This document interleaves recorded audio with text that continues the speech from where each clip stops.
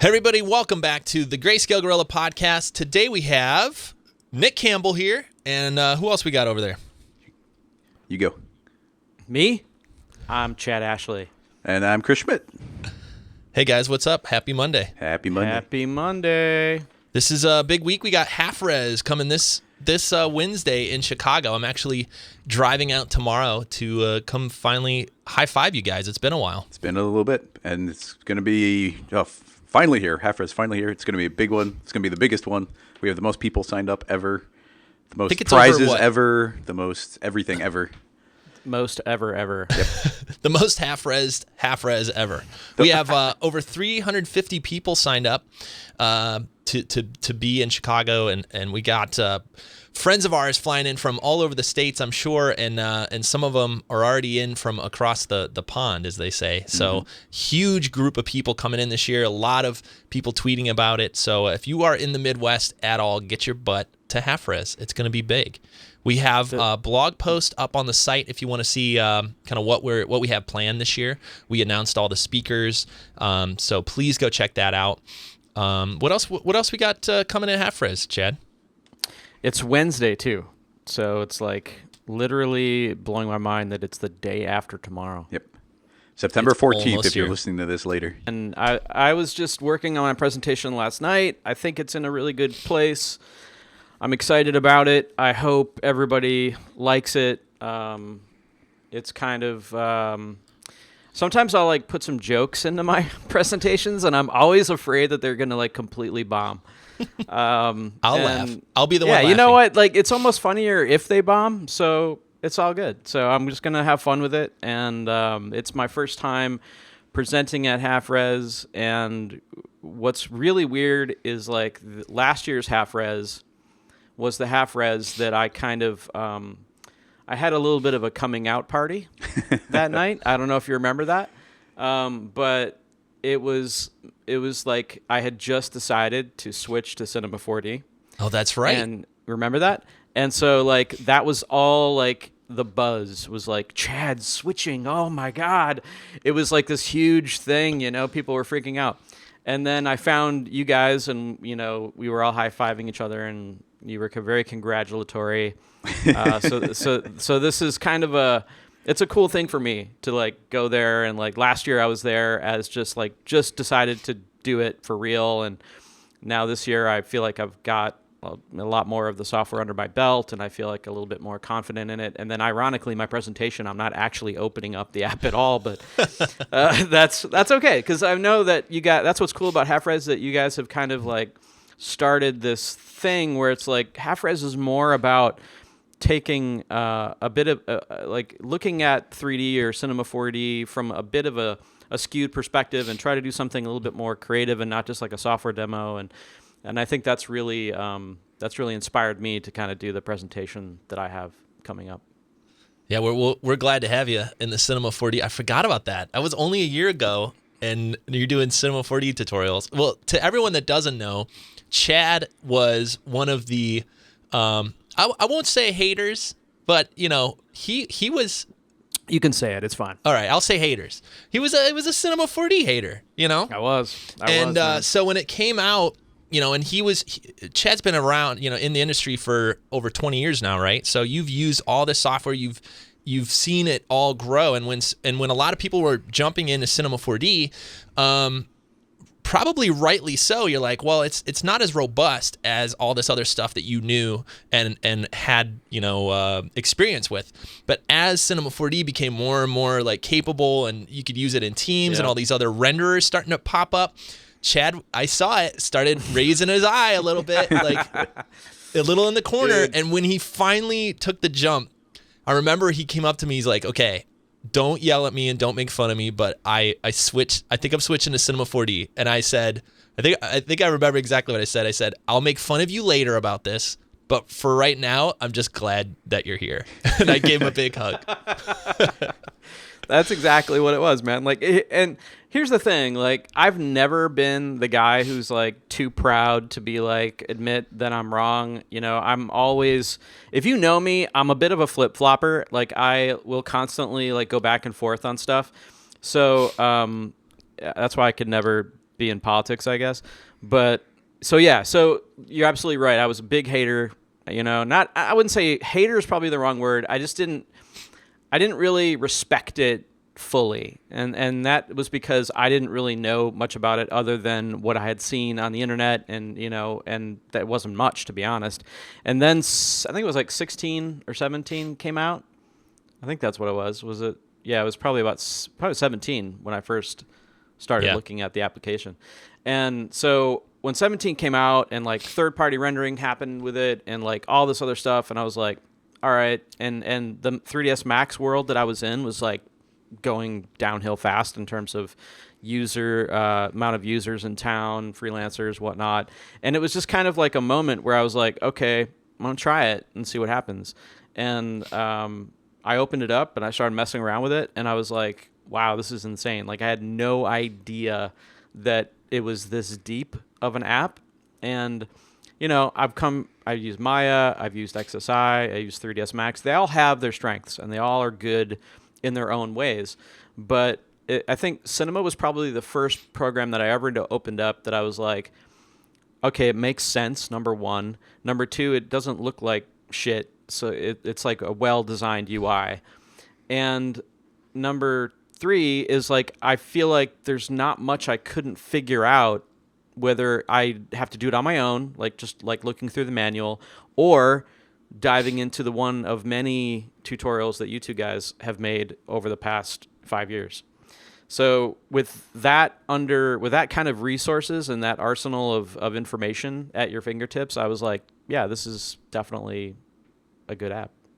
Dude, we're so excited, man. Yep. I'm glad you're here.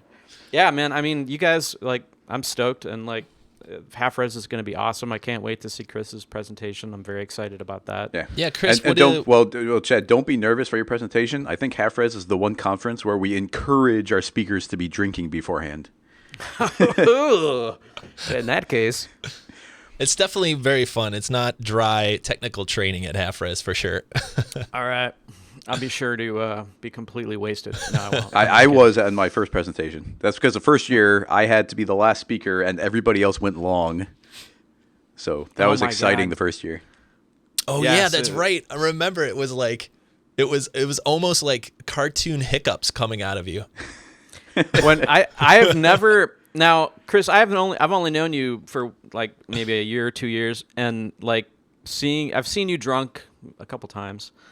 It only happens once or twice a year, really. Yeah, I know. And like it is the most surreal thing to see Chris inebriated. It really is, because he's like this completely I don't remember, you probably don't remember this movie, but there was a movie with what's the dude that did all the telethons? Jerry Lewis? Jerry Lewis. Jerry Lewis had that movie where like it was he was like a kind of a professory, very sciencey guy, and then like something happened to him and he'd like come up and he'd be like this like suave guy, like all relaxed, and that was Chris, man. Like Chris, he was like putting his arm around people and just like it was amazing. I hope to see that Chris on Wednesday. Oh, that's almost guaranteed. But see, I only drink. I only drink at like these special events. I don't drink during the week at all. I don't drink during the month. I drink like once every month or two, and that's it. Hey man, if I'm gonna drink, you might as well get drunk. True. So, Chris, do you have a teaser about your presentation at all? I'm gonna keep mine intentionally vague, but it's gonna be a little trip through memory lane. And it's always my goal. I make tutorials all year, and I talk about Cinema 4D all year. So it's always my goal at Half Res to do some sort of something absurd with cinema. Like the first year was like a flight simulator where you could actually control it flying around, and then we did the using Twitter in Cinema 4D for the live event, and stuff like making the video game in it, like just being goofy. Like I want to be goofy in Cinema 4D. Essentially something completely impractical. So it's definitely in line with that. Awesome. Okay, that's awesome. what I love. I love that. The video game, I forgot about that. That was the video game was super fun. We gotta reprise that one year. Yeah, Chris and his brothers made a Cinema 4D video game that was live in the viewport, and it worked with, was it Xbox controllers or PlayStation Xbox controllers plugged right into a PC. Cinema Smash. Half Res Cinema Smash. Yeah, and you could like knock each other off it was based on Super Smash Brothers, right? Yep, vaguely. Yeah, that was the inspiration. And you could kind of knock people off the edge, and it was all dynamic, and it was really amazing what you guys pulled off. And then it just disappeared. We got to bring that back. I think that might have been the first half-res I ever went to, and I saw that. That was up at... And it blew my mind. I was like, wait a minute, what are they doing here? And, somebody explained it to me, and like, dude, like, first of all, to try to even accomplish anything close to that in 3ds Max, I mean, you just can't do it. So I was just like, wait, is this like a game engine? Like, how is he doing this right here? Because it blew my mind. It's all coded. It's crazy. Well, I'm excited. We also have Eric and Nick from Run Kick Shout doing a presentation about their journey from to start their own design studio. So that'll be really fun. And then we have Beeple coming on stage. We're gonna do We've been trying to get him out since like the first one. He's elusive. I'm so excited. He's like a mystical creature. He's like a dragon or a unicorn or something that we've been trying to drag out. Trying to Pokemon like capture a liger. He's like this weird animal. I'm really like still I've never met him. I've talked to him a couple times. I'm really excited to get on stage, ask him some questions. So if any of you out there listening have some Beeple questions, hop on Twitter, use the hashtag halfres, and say, "Hey Beeple, question," and ask away, because we're compiling a list of good questions. Stuff that he may not have been asked before. And trying to really dig on how he stays so prolific. Really. I still don't. It's like every day more beautiful stuff comes out. Yep. I want to know, like, I want to nerd out and be like, okay, do you stockpile? Do you like just have like 3 days where you are just like in the zone and you just stockpile a bunch of stuff? Do you have like a kit bash of like parts that you just throw together? Do you know what I mean? Like, how are you? Because it's like human. I don't understand how it's possible, dude, to do what he's doing. Like, hit hashtag it, bro. Get no, going. I'll just yell it out from the crowd. Anybody have a question? Drunk Chad. I have a question. Wait a minute. We have a lot of fun stuff. Still surprises come in. Our sponsors are incredible this year. We got some a Luster booth, which will be really fun for those of you who show up and use Instagram. That'll be really fun. We have a ton of prizes. So many prizes. Oh my gosh. We just... So this phone call actually happens, or this podcast actually is recorded right after our Monday phone call to kind of catch up on everything Greyscalegorilla internally. And the prizes list was just announced. It was over 30 prizes from all of our different sponsors. So that'll be really fun to give away. I know, isn't that bonkers? Dude, it's ridiculous. And it's like software, everything from like, well, what can we say? Can we say anything, or are we not going to say anything? Oh, do it, man. Let's go. Right, it's only 2 days away. Okay, so there's like, this blows my mind. Like, I think, correct me if I'm wrong, but X Particles we're going to be giving away. Yep. Right? So that's major. That's big. We're giving away our own software. Yep. Quite a few versions of things. So software galore. We got tons of great sponsors. Not only that, but we have T-shirts, pins. We've got koozies, right? Koozies. Oh yeah. We got the special cubes. Those are specialty items. We've got like Pixar does the. I don't have mine. Oh, the teapots. Yeah, Pixar has the teapots. We've got the cubes. Yep. So you got to get this year's cube. Yep. And then skateboards. Don't ask why, but they're cool. And they say look half res really on them, cool. and they're hand screened, so it's pretty ridiculous the amount of prizes. Like Barton better get one of those, man. I'm excited, man. Like I feel like that's if you don't come for any other reason, come to win some prizes. To win a skateboard. Well, that's 30 prizes that are all software, and then beyond that we have T-shirts and skateboards, and dude, it's cubes ridiculous. and pins. So yeah, there's a lot this year. It'll be fun. Yeah, get there, get a. I don't know how we're doing raffle tickets, right? Is that how this works? There's like 4 different ways of winning things. Yeah, there's a lot of different ways to win. You have to be there in person for all of them, but there's gonna be raffle tickets, and then we have the my favorite thing. We came up with it last year. We make these finder cubes, so we take these cubes and we hide them around the venue, And then as you find them through the night, you can find them, and then you bring them up to us, and you get a prize from that. And this year we made sure to make more, so you get to keep the cube this year, because they're cute little cubes that we print the logo all over. Last year they were 3D printed. This year we have 3D printed and laser cut. And everybody was like, "Oh, I want that prize, but I want to keep the cube too." And we're like, "No, sorry, you got to pick one or the other, because we have to re-hide this cube." So we're making more cubes this year. So you keep it. And then we have the we're gonna have the raffle, and we're going to have. Yeah, Nick always does a thing where he like asks questions of the audience, like who traveled the furthest, or some cinema trivia, or something like that. And then we have every year we have the cube races, where we have the little cubes with a little bit of AI in them, so they hop and try and do this race, and then we divide the room up and we kind of shrink it and shrink it and shrink it. I think last year Loose Keys won everything. Right? We make the two groups actually fight. Oh yeah, the final one is we give them like big foam cubes and they battle each other. Sumo suits next year. I just came up with a prize idea. Nick, you should get an old pair of your glasses and give them away. I think that would be hilarious. We got glasses and a beard combo. We could just walk around. Well, you know how they did like the like when Harry Potter was in the theater, they had the special Harry Potter 3D glasses. We can get Nick glasses printed up, like with to work in the movie theater with 3D projection. Yes, and they should have like the beard attached. Oh my God, yeah! Everybody can be a gorilla. Oh my gosh. All right, let's move on, folks. So, Chad, you're talking about moving to Cinema 4D. Reminds me of maybe we could talk today about how we got into 3D and motion design and all this stuff to begin with. What was that? I think everyone has their like intro story of that spark when they were younger that set them off on this path to learn all this stuff about motion design, 3D, and really, I don't know if I know everyone's story specifically, so maybe we could talk a little bit about that today. Chris or Chad, you guys have Go ahead, Chris. You can go first. I'm going to start it? Okay. Mine, I know mine very precisely. It worked out very specifically, where this is back in the late 90s, maybe mid to late 90s. Like I'm in high school, and there's two different Saturday morning shows. One was Reboot, and the other was Beast Wars. And I loved those two shows. They were amazing. Reboot, those were both made by the same company called Mainframe Entertainment. They're a Canadian company. Yeah. And Reboot was the first entirely computer-generated imagery for a TV show.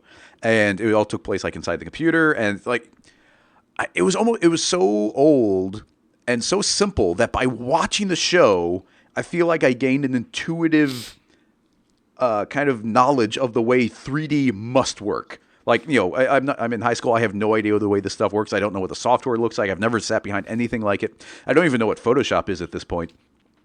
But I was watching this stuff, and so me and a friend went to a college fair, and I didn't know I wanted to do it all, and he didn't know what he wanted to do. He was talking about maybe going to some sort of like biology something maybe, and walking around, and he goes, in that moment, he goes, "What do you want to do? What do you want to go to school for?" And in that moment, I go, oh, computer animation, like right in that moment. And it just sounded so perfect. And from that moment forward, that was the only thing I knew I wanted to do. And it was entirely because of those two shows. And he goes, "That's a really good idea." And so for the rest of the college fair, we were just walking around only looking at schools that were offering some sort of computer animation. So that's where I wanted to start out there. Now, I ended up going to a community college for a couple of years, very locally, and I super lucked out. There's this awesome teacher/administrator named Mike Maddox, and hopefully he'll be at Half-Res this year.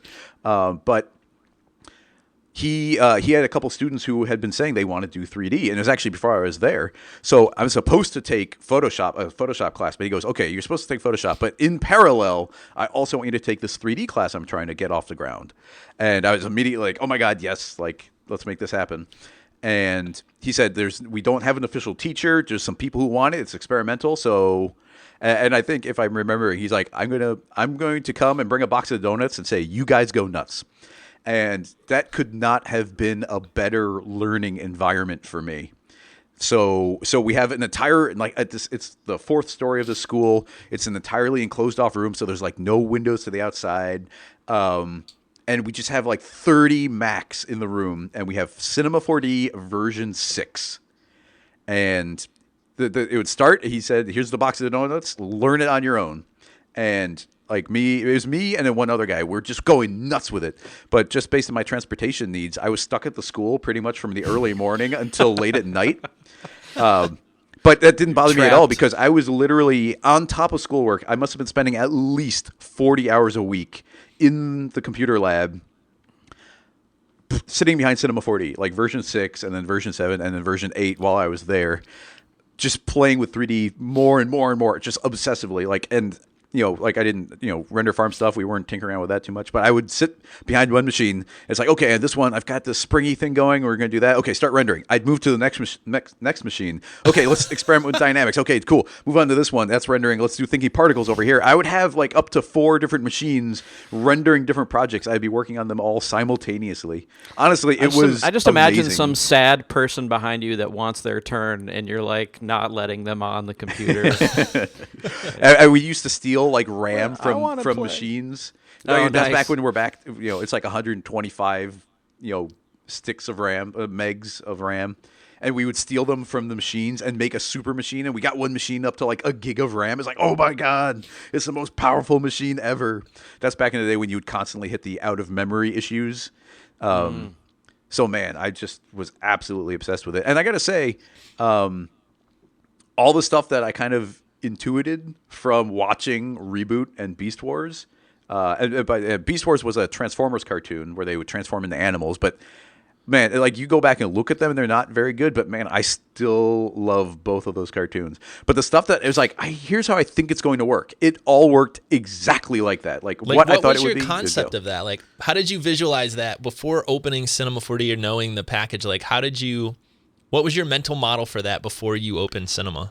It's hard to picture it. I mean, it's like trying to picture what Photoshop would be like, not knowing anything about Photoshop. Where it's like, well, there must be some sort of brush, some sort of canvas. So in 3D, it's like, okay, well, you must be able to model something, and then you're going to like I didn't know what a timeline was at the time, but it's like, okay, you got to be able to record a position of the thing, and then change the time and record the time again. So just, I had no structure in my head whatsoever what it might be, and it all just was pretty much exactly what I would expect it to be. And yeah, just obsessing over it. In fact, we'll put a link in the show notes, but I did a podcast with Loose Keys. They do a podcast called Toon Talk Weekly. And we did an entire podcast about Reboot, and they'd actually said, hey, I was like, oh, what are you doing this week? And they're like, oh, we're going to do this crappy old TV show, like, this crappy old thing called Reboot. And I was like, Reboot? I was like, oh my God, they got to be on the show. And I was obsessed. And both of them even said, Jake has said that's one of his favorite episodes they did because they were kind of going into it like, oh, look at this old cheesy show. And like, it's all these, just kind of ripping it apart. And I came in with such enthusiasm and knowing so much about it, and that completely transformed my life and everything I do. Where they're like, "Wow, this is really something." So there's an entire podcast of that we'll link to. Oh, that's nice. That's amazing. Those two shows are. If you go into it with the right frame of mind, they're so good. What's great is you can watch those 2 TV shows improve over time. Like the writing improves, the voice acting improves, and the CG dramatically improves. Like you can see between seasons, they could suddenly do soft shadows. Like before, from one season, they couldn't do soft shadows. The one after, they could. Like first season, literally no shadows. Like they couldn't render them or they couldn't process them. They start getting more particle effects. You can see them improve as they go, and that's so amazing to me. Like it's so much fun. It's so good. What were they using? Did they use what program did they use back I'm then? fairly certain there's some version of Maya, but I don't know for sure. I'm just looking at the wiki of Reboot right now. I have a question about, so you're in this lab, and the teacher says, go nuts. How did you start to approach learning all this stuff? Did they have the manual built in like they do now, or did they have the paper manual? They had the paper books, which I guess back then in version 6, it was like a book. And then after version 6, they start coming out with like the hair module, and then, and then thinking particles, and then pyrocluster in it, and each one became another manual. So the book started, it was like this thick, and it started getting that thick, and then that thick, and that thick. So I was doing that with cinema, and then going back to the story, I would obsessed with that in the lab, and then after I graduated from the school, I was immediately hired to begin teaching it, just because I had spent all of my time doing it. So I did that for a while. That's how it was back then. If anybody that knew anything about that stuff was like instantly hired. Yeah, like either as a teacher or in production. So, I remember that happening several times. So super fun. I loved it. Those Did were they good have old the, simple days. Did they have any video training back then at all that came with it? Oh, I know no. when I don't. it- This is like, I mean, this is the era when the internet was just starting to get like a QuickTime video on it. Like, I remember like the Matrix, the Animatrix was coming out towards, after 2 years, like the Animatrix coming out, and we would let this little like 5 meg video pre-buffer for like an hour, and everybody gather around and watch like this animation online. It was amazing. So I think there was like the books, and then there was like a quick start PDF, and that's all that you had to go off of training. So it's just me sitting there like tinkering with everything, learning every little detail I could. That's amazing. That's crazy. That's the best feeling in the world. Having said that, though, I'm trying to get better, but like I have a very good technical background now, just because I spent so much dang time behind the software. But I didn't get the kind of fundamental design background. I had a lot of classes along those lines, but I didn't engage it in the same way. So like where you guys are like, oh, you have to know design. I get to fill a very specific niche where I'm super technical. I'm so technical that I can kind of answer any question. But as a general rule, as a career path, that's a dangerous way to go, is being locked into a piece of software. But that's what I've done. It's worked out so far. But I don't recommend it too much to other people, because that, you have to spend 40 plus hours just sitting behind the software. Well, hey, man, some people are really like, if you're into it, you're into it, like you can't, Yep. It's always good to have like a peripheral knowledge of what's going on in like terms of animation or design. But if you have a true like love and passion for the technical aspect about the software, that's awesome, man. Like that's called a technical director. Like people pay good money for those types of people. Yep. Yeah, it's been just to have you next to me as I'm learning all this stuff too. It's invaluable. But also your design stuff's really been stepping up lately. So it's been really cool to see your Instagram renders come through, and you could tell we're rubbing off on you as well as all your technical stuff has been helping me out, or us out. Oh, thanks, fellas. We're always rubbing off on each other. That's what we do. At one point, a tutorial idea, I know we're on a specific topic here, but a tutorial idea I would love to see sometime is, and I guess I've learned a lot of nicks, but getting this out for everybody, where it's like, okay, you do your render, and now what is your go-to goodie bag in Photoshop of doing your post-processing? Because every time I do my daily render, it's like, okay, here's a little bit of vignette, like a curves, like all the different things you combine. Seeing everybody's little go-to bag there would be kind of fun. I'd love to see like Beeples. That would be amazing. Yeah. That'll be a good question. Yeah, that is a good one. Well, like we have to put them behind Photoshop or After Effects and be like, do something. I mean, I want to, for Beeple, kind of sidetracking back to the Beeple thing for a minute. Like, I am curious. I'm about as curious about his creative process, although I know exactly who his influences are. But I really want to know more about, like, when he gets up in the morning, what's the routine? Like, how does that happen? Is it take us through a day? Yeah, exactly. Just take me through the day. Like, is it different every day? Is it the same? Like, I'm just really curious. Only because now the work is really, really good, and that's awesome. But it's the consistency that blows my mind. It's just like, it's not like, every other week there's one that knocks it out of the park. I mean, he's like literally doing crazy sci-fi concept art like every day. It's all right. It's added to the questions list. It's going in. So Chad, what's your history on all this stuff? How did you? I think we talked a little bit about it actually. If anyone's wants the first interview we did with Chad Ashley is actually part of the podcast. If you go back a few episodes, and I know we get a little bit into your past, but what was your initial kind of love for all this stuff, 3D and design? And I actually hated 3D when I started in this business. No, not in the business. It was before the business. I was an animation student doing traditional animation at Columbia College. And I didn't like 3D. I thought it was really stiff. I thought it was lifeless. I thought it was gross and like, 3D, And because I was like this traditional animator guy who like thought traditional animation was the best thing ever.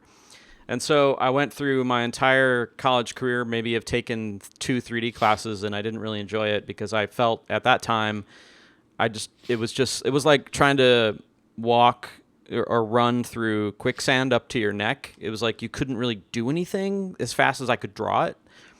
And so I just got really frustrated and I didn't like it. And so when I graduated, I'm like, I'm going to be a traditional animator. I'm going to go work at Disney, or I'm going to go work at that time Don Bluth or something like that.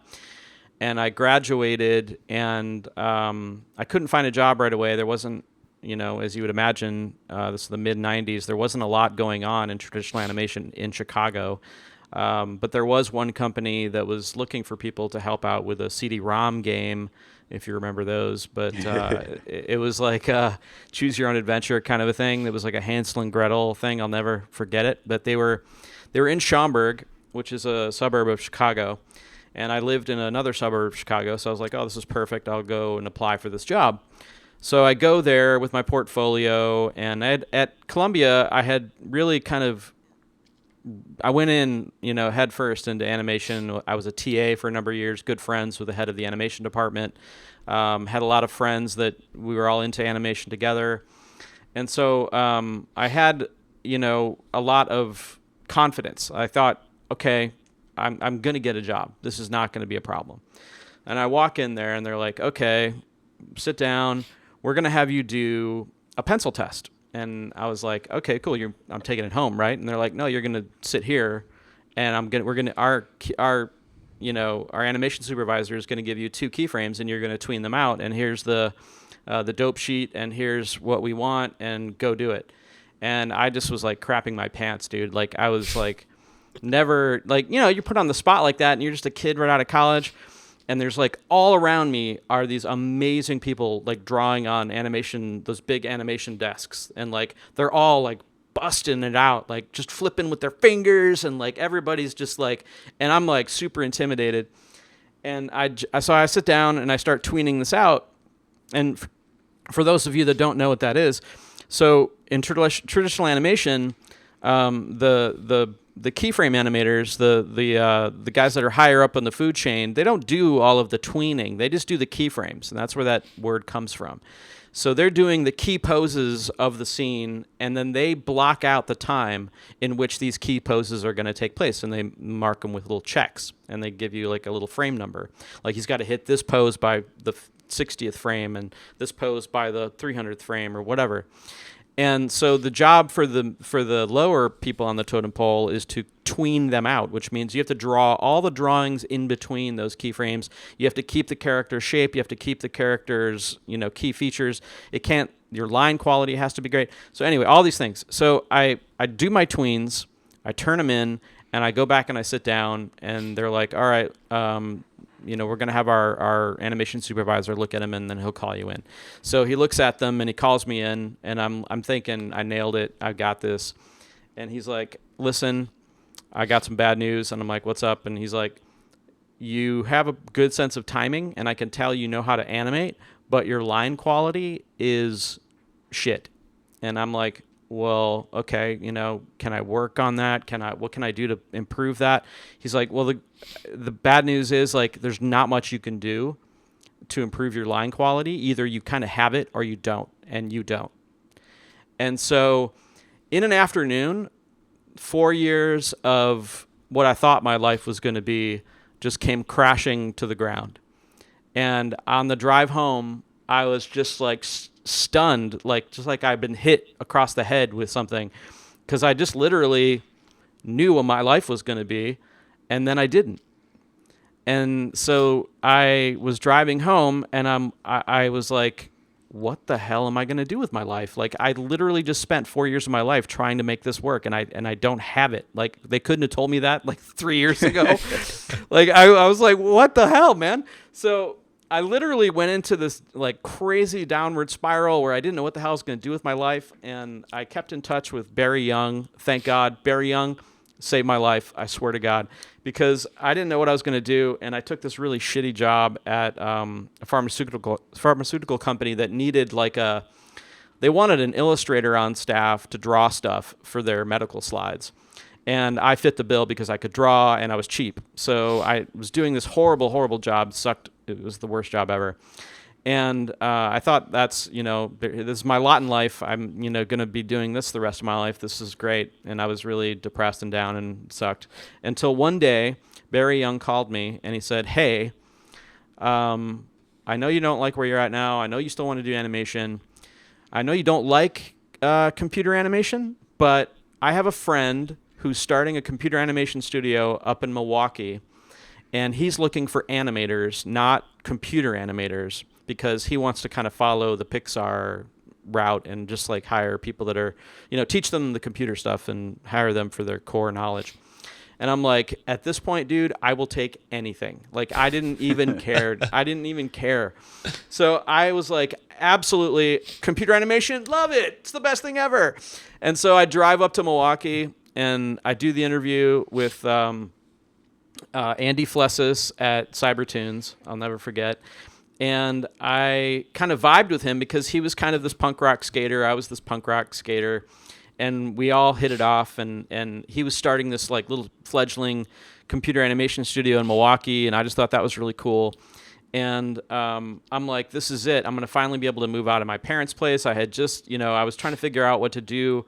My then girlfriend, now wife, we didn't know what to do, so we ended up moving. I ended up getting the job at Cybertunes, and I was making like no money there at all. Like literally, we had no money. And like I remember we moved into this one bedroom, and we went to we would go to the grocery store with a calculator, and we would walk up and down the aisles with a calculator and see what we could afford to eat that week. And cause I was making no money, dude. Like, but here's the thing. That whole experience gave me a perspective that I don't think I would have had otherwise.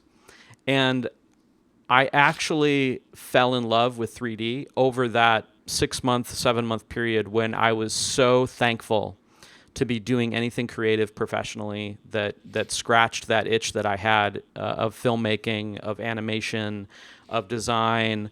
And so I would bring those manuals home, Chris, like you had, like they were boxes of manuals, like volumes, and I would bring them home and read them like novels. And I would just sit there and every day go in, stay as late as I could, come in on weekends, learn. And I repeated this for a year until I got to a point where I knew the software well enough, where I knew I could kind of expand my skill set as just an animator. And then I kind of expanded into rendering and modeling and all that stuff. But I started there as just like an animator. Like literally my job was somebody would hand me the scene to animate, and that's what I would do. So yeah, I it's kind of a weird long story, but it kind of saved 3D. Like I fell in love with it, and I can't imagine myself doing anything else. And I did a lot of live action too throughout the years, and I like live action, but it's just can't compare to the ability to kind of take what's in your head and like put it out onto a screen with like very little in between. What was it about? What did you discover about 3D in that process that made you like not hate it? Yeah, I think I saw its potential. Like I never saw its potential before until I worked with people that really knew their shit, and like it was that moment when I saw these other guys, and like so the guys that were at Cybertunes with me. The guy, I don't know if he was ever actually at Cybertunes, but John Tojek, the guy that shoots a lot of our H2Is, he was friends with Andy Flessis, and I think maybe worked with him a bit at that time, and he's an extremely talented 3D artist. Then you had Dave Allen, who was another 3D artist at Cybertunes at the time, who then now has gone on to DreamWorks and PDI, and like I don't even know where he is now. He's probably like way up in some film studio. Then you had Scott Segelski, who left and worked at DreamWorks, Sony. He might still be at DreamWorks, actually. So we had this like insanely talented crew that went on to do like mind-blowing stuff. Like Dave Allen, I don't know if you guys remember, it was a big deal back in the early thousands. It was the first traditional animation film that DreamWorks put out. I think it was about a pharaoh or something. Like it was about Egypt. Prince of Egypt, yeah. Yep, that's it. And there's a sequence in there where he parts the Red Sea. And Dave, this guy that I worked with, was like the guy who figured out how to do that effect. Oh, that's cool. So like I kind of like got my crash course in the industry from these guys that were like super really good at what they do. And I think that's what kind of turned me onto it. And then once I saw the potential of if you put the tool in the hands of the right people, then it can be anything you want it to be. It can be an extension of your creativity, and like that potential just like blew my mind. And I was like, okay, this is what I want to do for the rest of my life.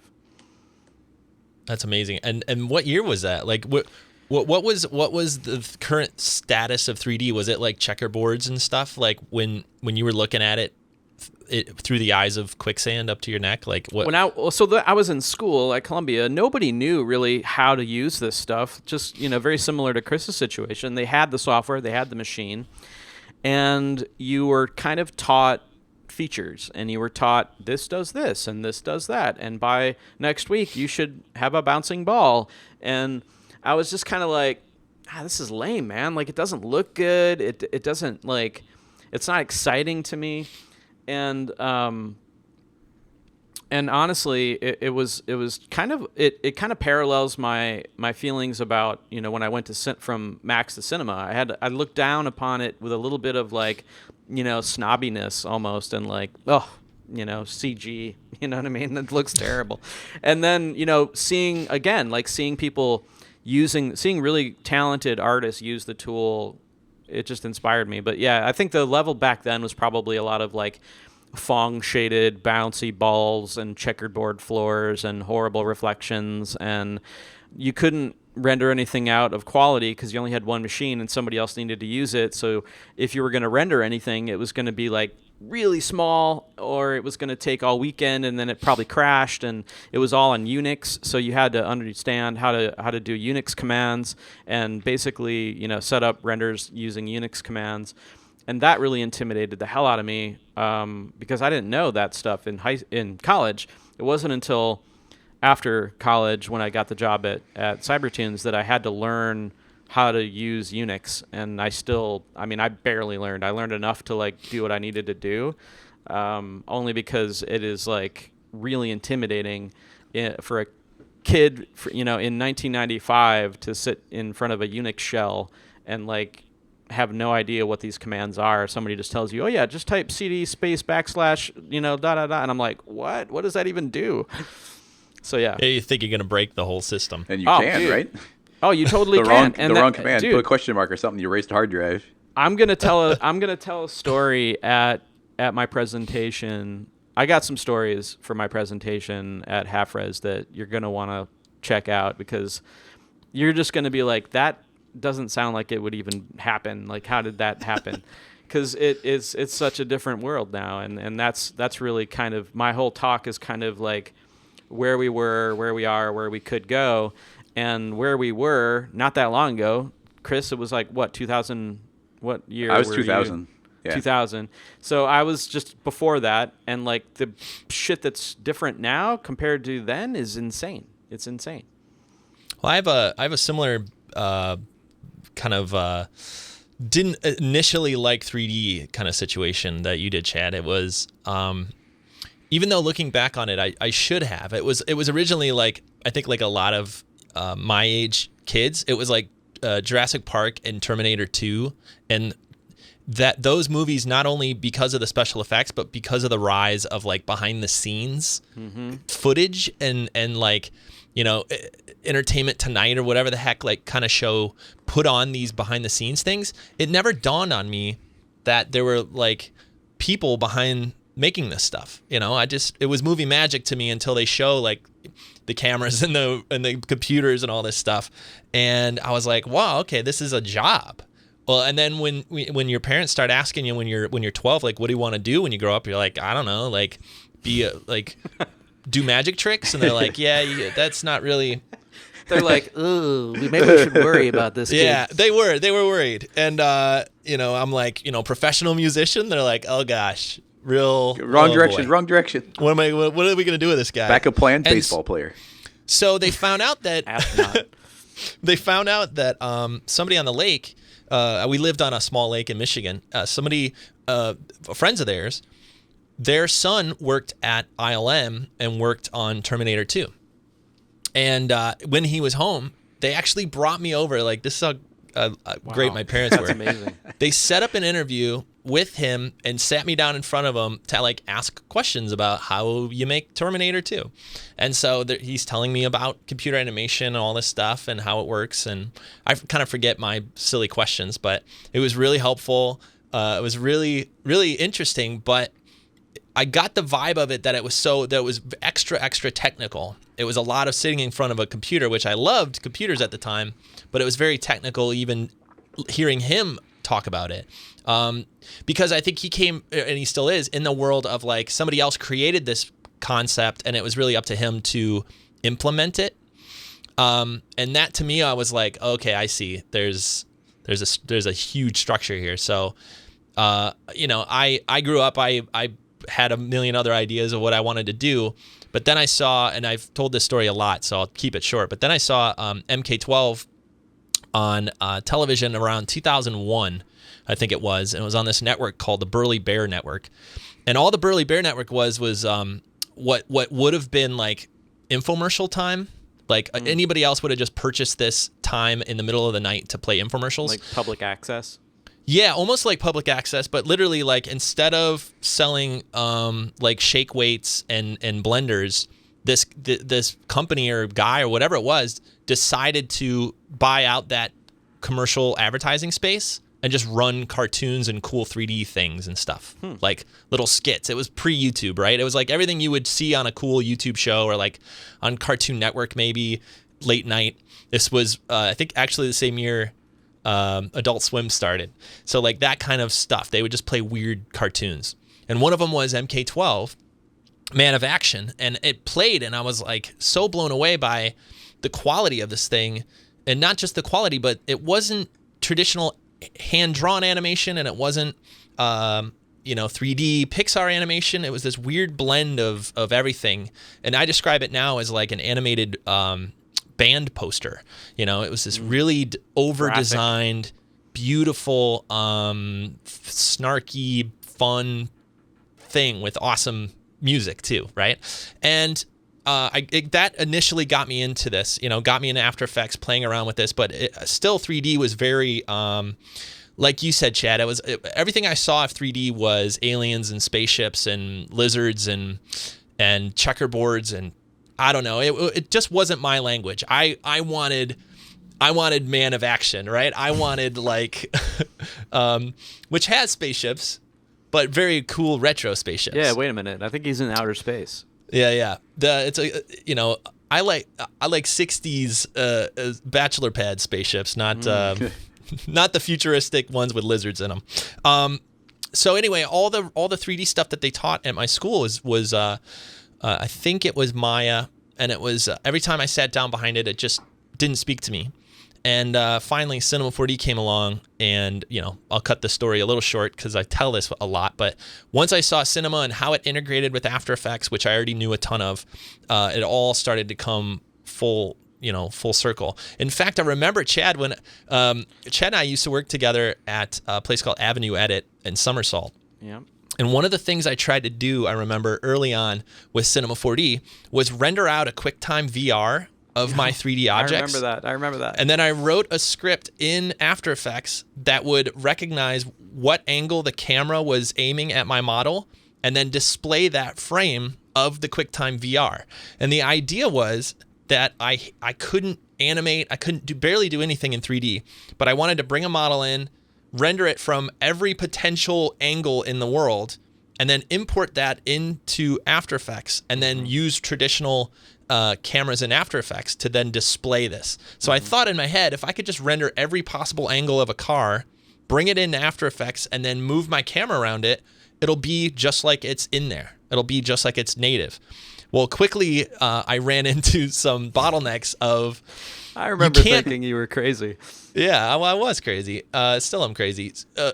What I didn't think of is you couldn't get the resolution of the angles down small enough to not see you like chattering along the side of a car. It'll work if you spin it fast, but if you try to do a real subtle little move, the car will actually like go pop, pop, and shift around. I remember your demo reel showing up on our desk when I worked at Optimus, and it was like, I think it was called like Creamy Orange or something. Mm-hmm. And we literally, when that reel came in, we all were like, you guys got to come in here and see this reel, see what this guy's doing with After Effects, because it's insane. And we looked at your reel and we were like, because it was kind of like, at that point in time, that MK12 stuff, that look was like super popular, but very few people really kind of understood how to make it, you know? So there's people that could appreciate it, but then there was people that, not very many people understood how to actually execute it. And here was this kid who was right out of college showing up with this reel that was really so well done in that style that we all were just like, we got to hire this guy like tomorrow. And you had already accepted the job at Somersault, I think. Yep. And I had just accepted the job at Somersault and realized that you were going to be there. So I was so stoked. I'm like, man, I'm going to where this guy is. That's got to be good, right? And when I got there, it was such a cool experience. You weren't there for very long, but just having you there and just like starting to build that little department up into what it became even after you left, when we brought Amador on and Mark Terrio, and we just had like this great little vibe going. And I totally remember those days, man. Like I also remember you have this distinct memory in my head of you playing the Peanuts Christmas album on repeat pretty much the entire month of December. Oh yeah, dude! If you're gonna play Christmas music, that is the most of that is the best Christmas music. And yeah, by far. I just thought like, wow, this guy's really eccentric. You know, like he's bringing a record player to his office and he's playing. Oh yeah, I brought my record player. Playing records and shit.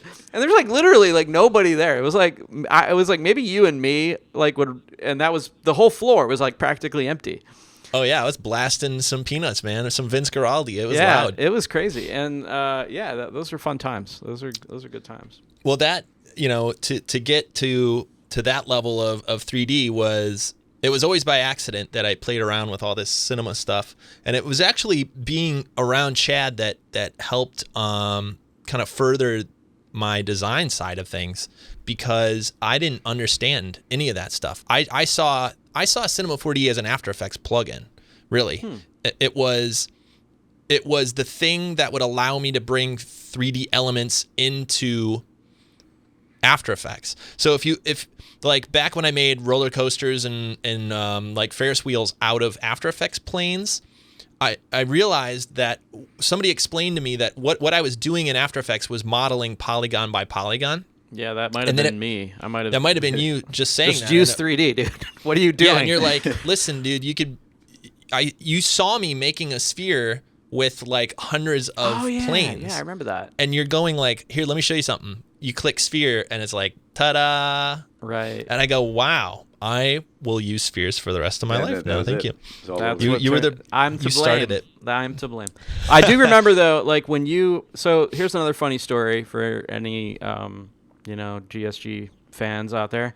When you were at DK, I hadn't gone to DK yet. I was still at Somersault, and I was trying to convince you to come back, but you were loving it there. And you started to do more and more cinema stuff. I was always encouraging you. I was always like, when are you going to take over 3D there? Because you were really, your level, you're one of those people, and I'm attracted to these kinds of people, and I like to hire these kinds of people. These people that are obsessed with things until they've mastered them, and they don't stop until they reach that level. And I saw that in you, and when you were starting to learn Cinema 4D, I'm like, man, this guy's going to be doing some incredible stuff in a matter of months. So every time you would show me something, I'd be like, when are you going to take over 3D there, dude? Because that's what you're on track for right now. And you would always be like, no, the Maya guy's got that on lockdown. I'm like, no, dude. Like, I'm telling you, you're headed in that direction. Yeah, I mean, I ended up just doing the fun MoGraph stuff. It actually fit perfectly because every time there was aliens and like spaceships, the Maya they took over. Right. I'm like, great. And they're like, hey, we have this really cool, fun logo for you to spin around. I'm like, I'll do it. Yay. Yep. So then when I got to DK, we overlapped for what, like a year probably? Yeah, that sounds about right. So we overlapped. I got to DK. I switched us from Maya to 3ds Max. I hired a bunch of people. and then you started GSG and kind of started doing your own thing. But here's a question for you: if I had started, do you think Greyscalegorilla would be around if, when I came to DK, we switched to Cinema 4D? It definitely would have been harder to leave because I feel like I would be learning in that environment with you. Like if you were there showing how to translate all your knowledge that you have into the actual software that I knew, I think maybe two things. I would have stayed a little bit longer for sure because you would have been the absolute best place to start learning Cinema 4D because you had the artistic background and you would learn cinema with me, and that'd be the best place. And I would want to be there. One of the reasons I left was not just to try this like idea of a website, but also because there wasn't much else I could learn Cinema 4D wise where I was. I was learning all of it online, so I knew I could leave and then rely on people I knew to learn design, but not necessarily cinema. So that's a good question. I think I would have stayed longer. I still would have had this itch to build something. Mm-hmm. It just would have meant you would have been here earlier. What I was getting at was, in a roundabout way, 3ds Max is kind of responsible for GSG. Oh, see, I do. We should wrap this one up, but I do remember one specific lighting thing that you said to me, because I used to send Chad a lot of my scene files and renders, and have him critique it. And this was when he was working up the street. And, I didn't really have the 3D mentors around me. I had some great designers, but they didn't really understand the 3D sides of things. And so I'd send my renders to Chad and have him pick it apart. And I remember really specifically the advice you gave me is still some of the advice I preach here on the site and to anybody trying to render. And I remember really specifically, you're like, shadows are never black. I don't ever want to see a black shadow. And that blew my mind because I'm like, of course they are, idiot. Like all shadows are. Right. And so you're just, but then you're like, all right, go find me, go look at your favorite photos and go look at this. Like shadows, there's always a little fill. There's always a little bounce. There's always that. And then the same thing, you said that with the lights. You're like, lights are not pure white. There's always something going on. You want to add a little interest. And I remember those two things, learning that instantly, all my renders started to look, to me, it was like my renders started to look more like Chad's. So I'm like, yay. Well, let's wrap it with this, because I think everybody needs to have that friend that is one chat away from looking at your stuff. Whether it doesn't even have to be just lighting or rendering or texturing, could be modeling, it could be animation, it could be anything. You got to have that confidant that it doesn't even have to be a mentor. It could just be somebody that you trust their aesthetic opinion. That's all it needs to be. Find this person and develop a relationship with them where you can throw each other work throughout the day if you're working at home like I am. And if they're not sitting next to you, then find that person online and say, hey, listen, can I show you this? And then just start building that rapport with them, because I can't even tell you how important that is to have that other voice. I still do it to this day. That list has grown for me. I've got 3 or 4 people that I will bounce my work off of. And so you never stop doing it. That's number one. And you just got to find that person that you respect their opinion and they give you good feedback, and send them stuff for them to mark up or give you notes on. It's great. Everybody should do it. Good advice. I like that. Well, this was fun. Another one in the can. Is that what they call it? Yep. In the can? We still use cans. It's a can. We have cans. Thank you, guys. We do have cans somewhere. We'll put the show in. These anything else? Morphics still hanging on. Anything else our listeners can do this week other than get their butt to half res?